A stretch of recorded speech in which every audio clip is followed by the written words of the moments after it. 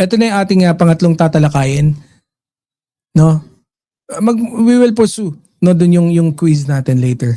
So, punta na tayo sa ating pangatlong topic, no? Para kanino ba talaga ang kapangyarihan? Bayan ba o pansariling interes? Marcos' true leadership put nation first. Yan yung sabi ng ating Pangulo.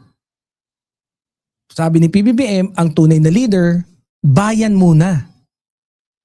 Tapos, ang kanyang tanong, para kanino ba talaga ang kapangyarihan? The center of our discussion is not just yung Independence Day speech ni PBBM. The more important question is bakit niya piniling idiin yung mensahe tungkol sa putting the nation first sa gitna ng matinding political noise. It's about yung leadership priority at kung bakit mahalaga ang timing ng ganitong mensahe. Ayan mga mandirigma. During the Independence Day celebration, sinabi ni PBBM na ang tunay na leader ay inuuna ang bansa kaysa sa sariling interes. Totoo naman, napakagandang pakinggan. Parang ordinary patriotic message lang to, di ba? Parang ganun lang, no? Pero sandali lang mga mandirigma, mga birador natin. Bakit sa panahong puno ng political tension, partisan debates at power struggles ay ito ang mensaheng pinili bigyan diin ni PBBM? Dahil ang isang leader ay pwede magsalita tungkol sa maraming bagay. Pero ang pinili niyang pagtuunan ng pansin ay sakripisyo, tungkulin at paglalagay ng bayan sa unahan. Diba? It's like a team captain na bago magsimula ang championship game ay hindi nagsalita tungkol sa sariling statistics, kundi kung paano manalo ang buong team.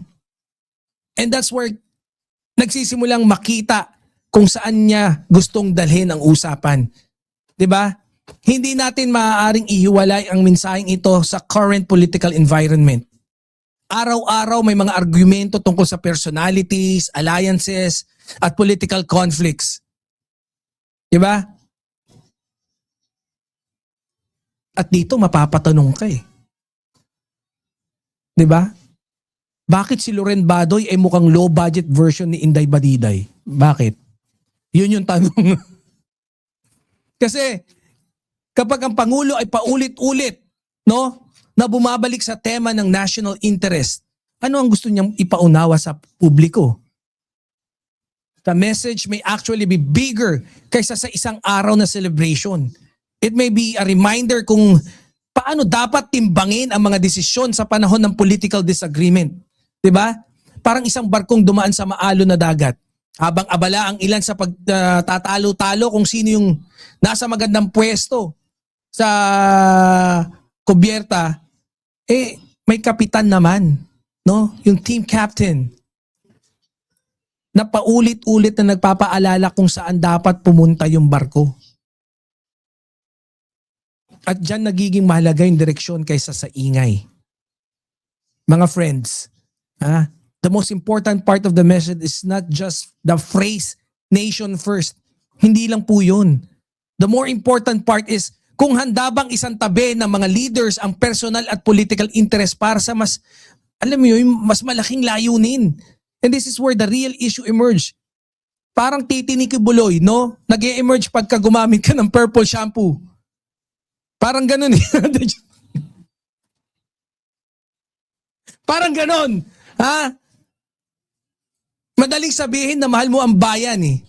Kapag maayos ang lahat. Di ba? Pero ang tunay na pagsubok ay kung paano ka kikilos kapag may pressure. If there's conflict. At syempre pagka may political cost. Hindi ba't dito nasusukat ang tunay na leadership?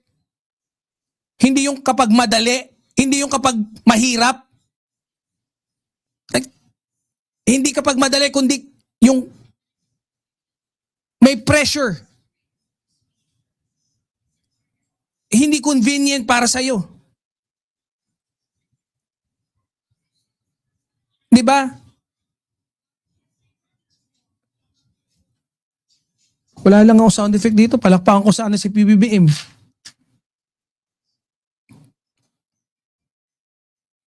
Alam mo yung parang isang magulang na inuuna yung pagkain ng pamilya bago yung sarili niyang kagustuhan. Hindi yung laging hindi yung laging yung madali. Pero doon, lalo na pag yung gutom ka na. Ako never in my life na pagka, kunyari, kahit gutom ako, tas kasabay ko yung mga kids. Of course, yung mga kids muna. Even before me. Nawawala yung gutom, yung biglaan mong gutom eh. Pero doon nakikita yung tunay na responsibilidad. Di ba? Dito nakikita yung pangunahing realization natin eh. Ang mensahe ni Pangulong Marcos ay hindi lamang tungkol sa kalayaan. Ito'y tungkol din sa uri ng leadership na kailangan ng isang bansa kapag masyadong maraming puwersa ang umihila sa iba't ibang direksyon. Yung mga PBBM, pass out. Yung mga Pinklawan, pa-east. Bakit sa mga DDS ang daming panot? Hindi, joke lang. Corny. Corny and wrong mistake. Corny. Kaya, alam nyo eto mga friends, in the end, maaaring magkakaiba tayo ng pananaw, no? Pero, there's one thing na mahirap tutulan. Kapag inuna ng leaders ang pansariling interes kaysa national interest, ang bayan ang unang nagbabayad ng presyo. Kaya ang tunay na tanong is not who has the power, kundi para kanino ang ginagamit ang power na yon. Kaya don't we end up with that statement para dito sa topic na to. Kasi alam nyo kahit maganda yung mga sasabihin ni PBBM, lagi namang totoo. The only people who can appreciate it is talagang yung mga supporters niya.